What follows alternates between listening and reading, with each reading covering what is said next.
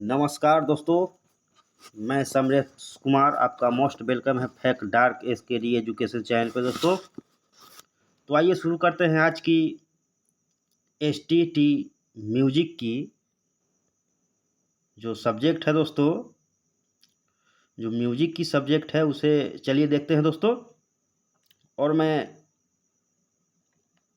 कहना चाहूँगा कि आपकी जो एसटीटी की एग्ज़ाम 1 से 20 मार्च तक जो प्रस्तावित थी वो इलेक्शन की वजह से नहीं हो पाया दोस्तों।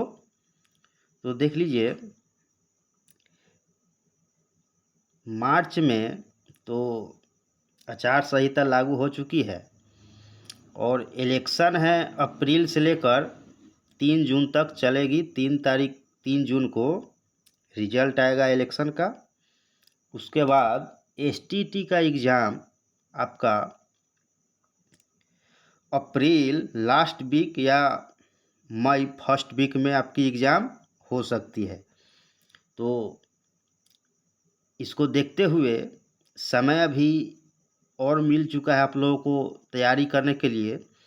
तो पूरी फोकस दीजिए कि संगीत की जो भी स्टूडेंट हैं वो अपनी तैयारी को दुगुनी रफ्तार के साथ करते रहें। तो मई में हो सकती है एग्ज़ाम, तो लगे रहिए दोस्तों। और fact dark SKD education channel को आप फॉलो कर सकते हैं, संगीत की जो भी स्टूडेंट हैं वो। और मैं एक खुशखबरी देना चाहूँगा कि fact dark SKD education channel पे करेंट अफेयर्स की वीडियो भी जल्द अपलोड की जाएगी दोस्तों। और मैं एक मोटिवेशन लाइन कहना चाहूँगा कि खड़ा रहा जो अपने पथ पर लाख मुसीबत आने में, खड़ा रहा जो अपने पथ पर लाख मुसीबत आने में, मिली सफलता उसी को जग में जीने या मर जाने में। तो दोस्तों स्टूडेंट के लिए मोटिवेशन दवा का काम करता है और डिमोटिव होने की कोई आवश्यकता नहीं है दोस्तों। अपने अंदर जोश जुनून और जज्बा को बनाए रखें। बिहार में शिक्षक बहाली की जो प्रक्रिया चल रही है उसको देखते हुए संगीत वाले स्टूडेंट को भी मौका मिल रहा है, तो अपनी तैयारी को करते रहें। और fact dark SKD education channel को अगर आप लोग पहली बार देख रहे हैं दोस्तों तो सब्सक्राइब जरूर कीजिएगा। और लाइक कमेंट करना बेहद इम्पोर्टेंट है दोस्तों। तो चलिए शुरू करते हैं आज की लाजवाब सेशन को दोस्तों। तो आपका पहला प्रश्न है, झप ताल के विषय में निम्न में से कौन सा कथन सही है? झप ताल के विषय में निम्न में से कौन सा कथन असत्य है यानी गलत है? तो देखिए दोस्तों आपकी उत्तर हो जाएगी इसकी दुगुन 5 मात्रा में आएगी या 10 मात्रा में आएगी या इसकी तिगुन 4 मात्रा में आएगी या इसकी कुवार 8 मात्रा में आएगी। तो देखिए दोस्तों झप ताल के विषय में निम्न में से कौन सा कथन सही है? तो देखिए झप ताल 10 मात्रा की ताल तो है और इसकी तिगुन 4 मात्रे में आएगी। इसकी तिगुन 4 मात्रे में आएगी, तो उत्तर सी हो जाएगा दोस्तों। चलिए आगे बढ़ते हैं। प्रश्न नंबर 2, भारत रत्न से सम्मानित महिला संगीतज्ञ कौन है? भारत रत्न से सम्मानित महिला संगीतज्ञ कौन है? तो आपकी उत्तर हो जाएगी दोस्तों, उत्तर ए पंडित जसराज, उत्तर बी बाल मुरली कृष्ण, उत्तर सी पंडित रविशंकर, उत्तर डी एस सुब्बू लक्ष्मी। तो देखिए भारत रत्न से सम्मानित महिला संगीतज्ञ एस सुब्बू लक्ष्मी है और इनका जन्म 16 सितंबर 1916 मद्रास में हुआ था। इसे आप जरूर याद रखेंगे। 16 सितंबर 1916 को मद्रास में हुआ था। और मृत्यु इनकी 11 दिसंबर 2004 को चेन्नई में हुआ था। और 1998 में इन्हें भारत रत्न दिया गया था। और प्रथम भारतीय गायिका ये हैं समेत, जैसे प्रथम भारतीय गायिका ये बन चुके थे। और कई सम्मान जैसे पद्म भूषण 1954 में, संगीत नाटक अकादमी 1956 में, रैमन मैग्सेसे सम्मान 1974 में, पद्म विभूषण 1975 में और कैल्सा सम्मान 1988 में मिला था। और ये पहली भारतीय हैं जिन्हें दिया गया था। और जिन्होंने संयुक्त राष्ट्र संघ की सभा में संगीत कार्यक्रम प्रस्तुत किया था, ये पहली भारतीय महिला संगीतज्ञ है जो संयुक्त राष्ट्र संघ की सभा में संगीत कार्यक्रम प्रस्तुत किया था। तो इसे आप याद रखेंगे। चलिए आगे बढ़ते हैं। प्रश्न नंबर 3, पंचम सवारी ताल के एक आवर्तन की कुआर बजने के लिए कितनी मात्राएं जोड़नी पड़ेगी? प्रश्न 3 है दोस्तों, पंचम सवारी ताल के एक आवर्तन की कुआर बजने के लिए या बजाने के लिए कितनी मात्राएं जोड़नी पड़ेगी? उत्तर हो जाएगा 1 मात्रा, 2 मात्रा, 3 मात्रा या 4 मात्रा। तो देखिए, पंचम सवारी ताल के एक आवर्तन की कुआर बजाने के लिए हमें 3 मात्राएं जोड़नी पड़ेगी। चलिए आगे बढ़ते हैं। प्रश्न नंबर 4 कह रहा है दोस्तों, ग्रैमी पुरस्कार से सम्मानित कलाकार कौन है? ग्रैमी पुरस्कार से सम्मानित कलाकार कौन है? पंडित विश्व मोहन भट्ट, उस्ताद अमजद अली खां, पंडित रविशंकर, उस्ताद अली अकबर खां। तो देखिए, ग्रैमी अवार्ड से सम्मानित कलाकार पंडित रविशंकर हैं, जो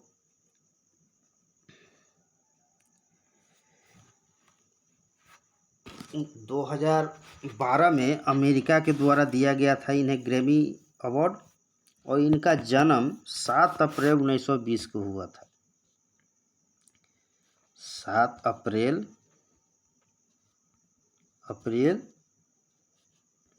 1920 बनारस में हुआ था।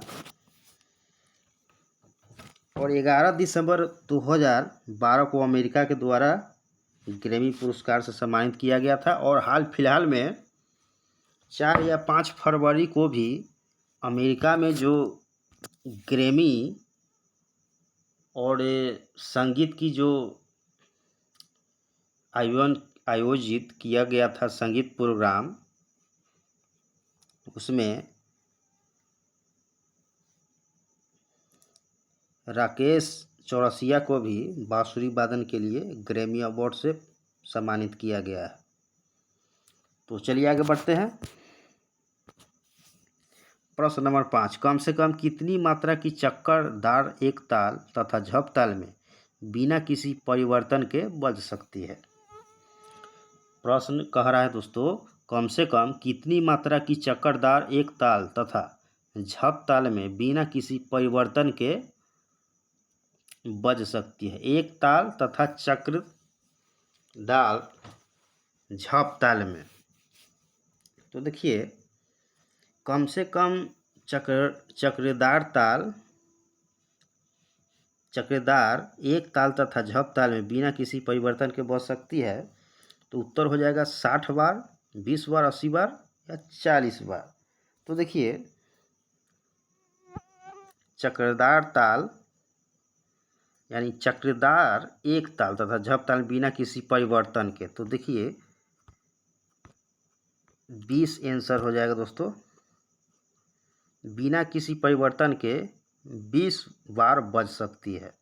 चलिए आगे बढ़ते हैं। प्रश्न नंबर 6 है, आवादास पंथ आगले कौन सी वाद्य बाधक हैं?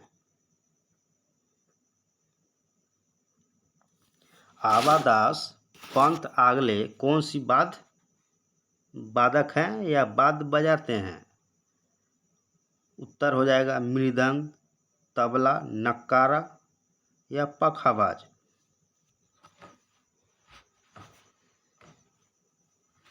नौकारा।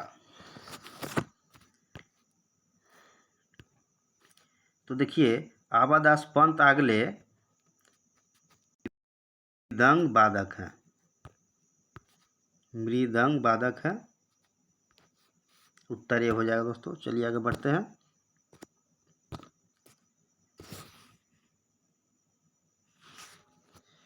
प्रश्न नंबर 7, अमीर हुसैन खां कौन सा वाद्य वादक है? अमीर हुसैन खां कौन सा वाद्य वादक है? उत्तर हो जाएगा तबला, मृदंग, पखावाज या नौकारा। तो देखिए अमीर हुसैन खां तबला वादक है, तबला वादक। चलिए आगे बढ़ते हैं। प्रश्न नंबर 8, उत्तन खां कौन सा वाद्य बजाते हैं? उत्तन खां कौन सा वाद्य बजाते हैं? उत्तर हो जाएगा दोस्तों पखावाज, नौकारा, मृदंग या तबला। तो देखिए उत्तन खां नौकारा वादक हैं।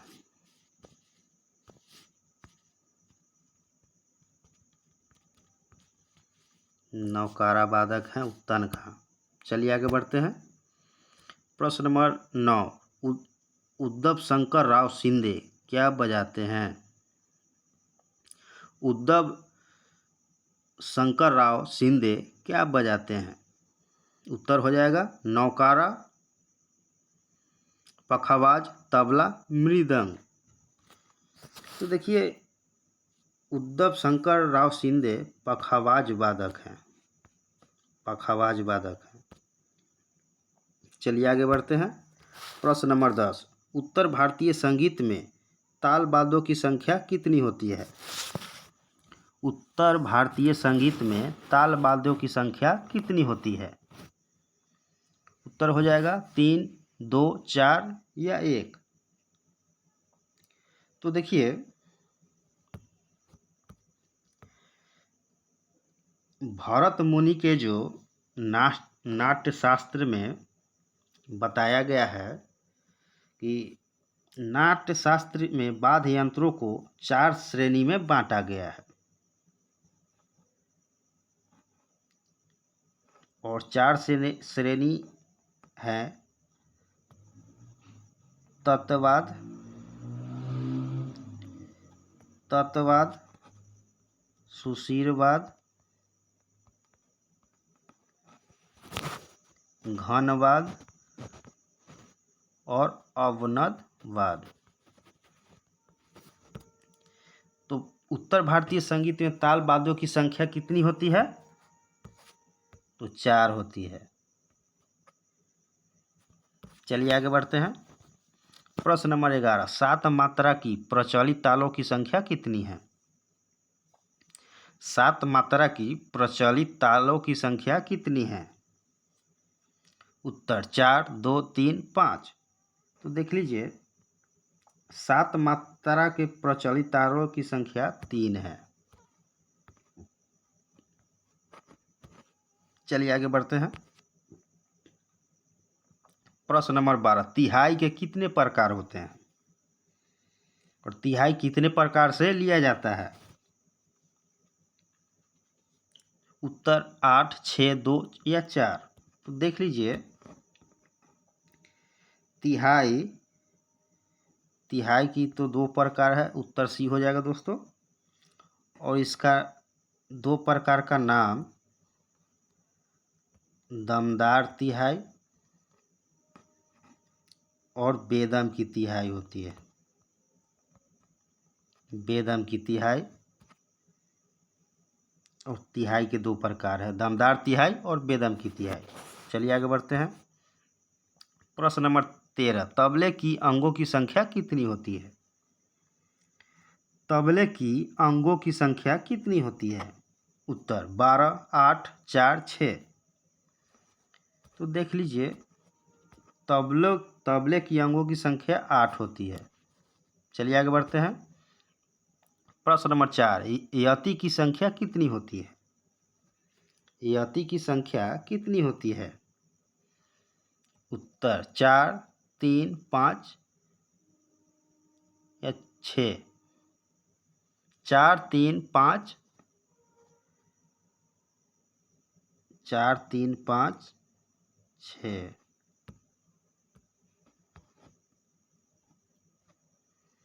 तो देख लीजिए, यति की संख्या 5 होता है। ताल शास्त्रों में गति प्रयोग को ही यति कहा गया है, इसे आप याद रखेंगे। ताल शास्त्रों में गति प्रयोग को ही यति कहा गया है। यति को 5 प्रकार में भी बांटा गया है। यति को 5 प्रकार में बांटा गया है। सामायति, सामायति,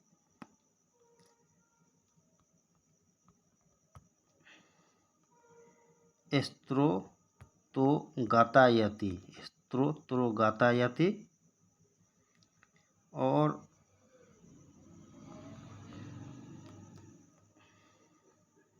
गोपुच्छायति, और एक हो जाएगा मृदंगम यति, और 5वां हो जाएगा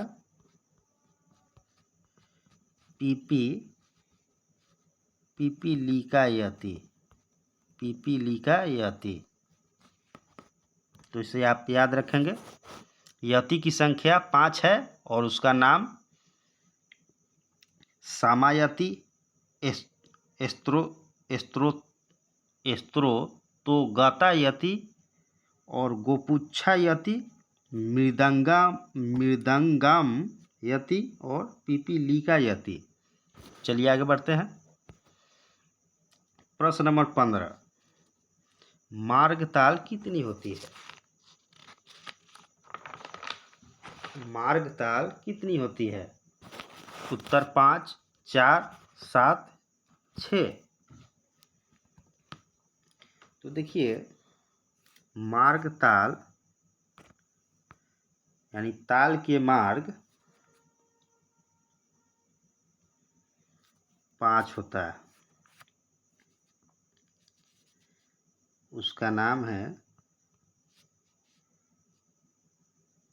चच-तो-पुट, चच-तो-पुट, चाचपुट,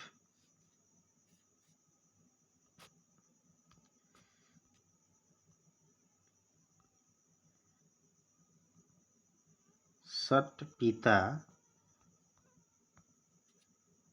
सटपिता पुत्रक और सम्यक बेष्टाक, सम्यक बेष्टाक उद्रम। तो इसे आप याद रखेंगे। चलिए आगे बढ़ते हैं। मुख पर्णों की संख्या कितनी है? मुख पर्णों की संख्या कितनी है? उत्तर हो जाएगा 6, 5, 7 या 4। तो देख लीजिए, मुख पर्णों की संख्या 4 है।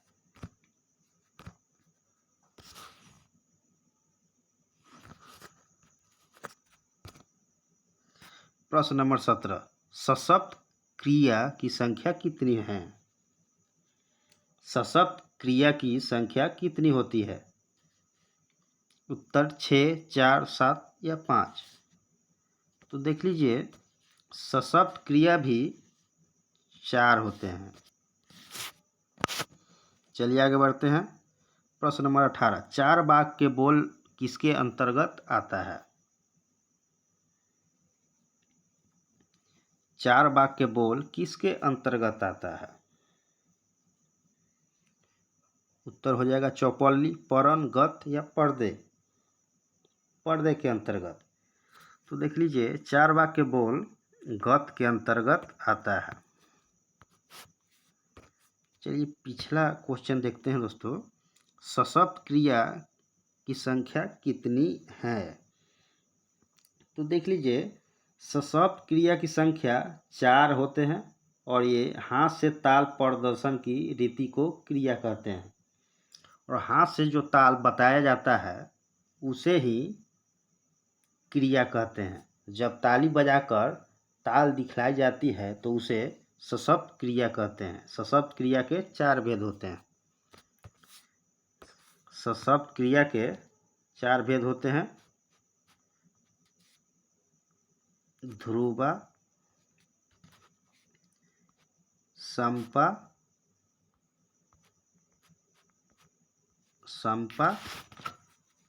ताल,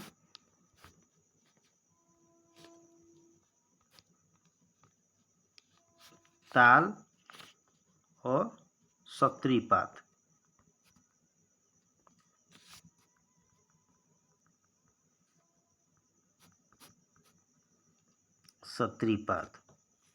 तो इसे आप देख लेंगे दोस्तों।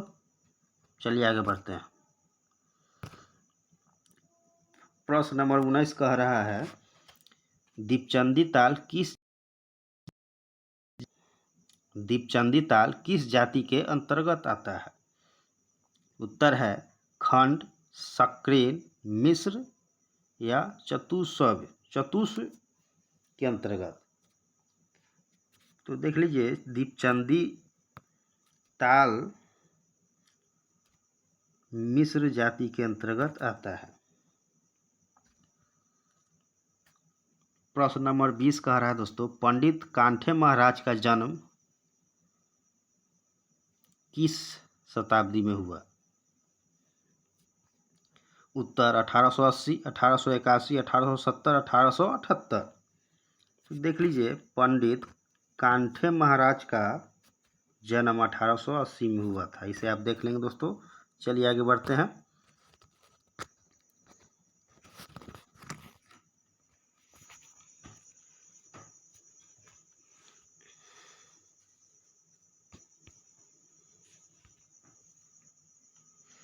प्रश्न नंबर 21 है, राग में जिस स्वर की प्रधानता हो वह क्या कहलाता है? राग में जिस स्वर की प्रधानता हो वह क्या कहलाता है? उत्तर मंद्र, उपन्यास, अंश या न्यास। तो देख लीजिए, राग में जिस स्वर की प्रधानता हो वह कहलाता है अंश स्वर। चलिए आगे बढ़ते हैं। प्रश्न नंबर 22, आधुनिक रागों में प्रारंभिक स्वर कौन सा है? आधुनिक रागों में प्रारंभिक स्वर कौन सा है? उत्तर हो जाएगा दोस्तों मंद्र निषाद, षड्ज निषाद, शुद्ध दैवत या पंचम न्यास। तो देख लीजिए, आधुनिक रागों में प्रारंभिक स्वर मध्यम षड्ज है। मध्यम षड्ज है। उत्तर भी हो जाएगा दोस्तों। चलिए आगे बढ़ते हैं। प्रश्न नंबर 23, वर्तमान समय में प्रत्येक राग का समापन किस स्वर पर होता है? वर्तमान समय में प्रत्येक राग का समापन किस स्वर पर होता है? उत्तर उपन्यास पर, मंद्र निषाद पर, षड्ज या मध्यम षड्ज पर या न्यास पर। तो देख लीजिए, वर्तमान समय में प्रत्येक राग का समापन जिस स्वर पर होता है वह है मध्यम षड्ज। मध्यम षड्ज पर समापन होता है। चलिए आगे बढ़ते हैं। प्रश्न नंबर 24, वर्तमान समय में निम्न में से किसे संगीत रूपी भाषा का विराम चिह्न कहा गया है? प्रश्न कह रहा है दोस्तों, वर्तमान समय में निम्न में से किसे संगीत रूपी भाषा का विराम चिह्न कहा जाता है? तो विराम चिह्न उपन्यास को, न्यास या उपन्यास को, अल्पवत को या न्यास को। तो देखिए, वर्तमान समय में न्यास उपन्यास को संगीत रूपी भाषा का विराम चिह्न कहा गया है। चलिए आगे बढ़ते हैं। प्रश्न नंबर 25, सप्तक के कितने प्रकार हैं? सप्तक के कितने प्रकार हैं? उत्तर 2, 3, 4, 5। तो देख लीजिए, सप्तक के 3 प्रकार हैं, मध्य, मध्यम और तार। ये तीनों सप्तक हैं। चलिए आगे बढ़ते हैं। प्रश्न नंबर 26, निम्न में से कौन सप्तक के प्रकारों में शामिल नहीं है? निम्न में से कौन सप्तक के प्रकारों में शामिल नहीं है? उत्तर मंद्र, मध्य, तार या विदुप। तो देख लीजिए, निम्न में से कौन सप्तक के प्रकारों में शामिल नहीं है? तो मंद्र, मध्य, तार, ये तीनों सप्तक हो गया दोस्तों, और विदुप सप्तक नहीं है। प्रश्न नंबर 27, मंद्र सप्तक में कौन सा लय अधिक कर्णप्रिय प्रतीत होता है? मंद्र सप्तक में कौन सा लय अधिक कर्णप्रिय होता है? उत्तर हो जाएगा विलंबित लय, मध्य लय, द्रुत लय, अति द्रुत लय। तो आपका उत्तर हो जाएगा, मंद्र सप्तक में कौन सा अधिक कर्णप्रिय प्रतीत होता है? तो विलंबित लय अधिक कर्णप्रिय प्रतीत होता है। चलिए आगे बढ़ते हैं। प्रश्न नंबर 28, निम्न में से कौन सा राग तार सप्तक में अधिक रजकता प्रतीत नहीं होता? निम्न में से कौन सा राग तार सप्तक में अधिक रजकता प्रतीत नहीं होता? उत्तर राग दरबारी, राग मल्हार, राग बहार, राग आराना बसंत, इनमें से कोई नहीं। तो देखिए, राग दरबारी रजकता प्रतीत नहीं होता है, यानी सुंदर नहीं लगता है। चलिए आगे बढ़ते हैं। प्रश्न नंबर 29, निम्न में से कौन सा राग गंभीर प्रकृति का माना जाता है? निम्न में से कौन सा राग गंभीर प्रकृति का माना जाता है? उत्तर राग बहार, राग दरबारी, राग आराना बसंत, इनमें से कोई नहीं। तो देखिए, राग दरबारी गंभीर प्रकृति का राग है, राग दरबारी। उत्तर भी हो जाएगा दोस्तों। चलिए आगे बढ़ते हैं। प्रश्न नंबर 30, किसी राग में बहुत तत्व कितने प्रकार से दिखाया जाता है? किसी राग में बहुत तत्व कितने प्रकार से दिखाया जाता है? उत्तर 4 प्रकार, 3 प्रकार, 2 प्रकार या 5 प्रकार। तो देखिए दोस्तों, किसी राग में बहुतत्व 2 प्रकार से दिखाया जाता है। 2 प्रकार से दिखाया जाता है, एक अभ्यास के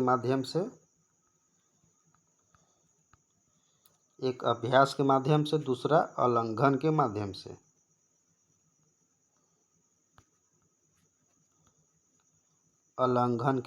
से। तो चलिए आज के लिए इतना ही दोस्तों, मिलते हैं नेक्स्ट वीडियो में। तो आज के लिए इतना ही, धन्यवाद।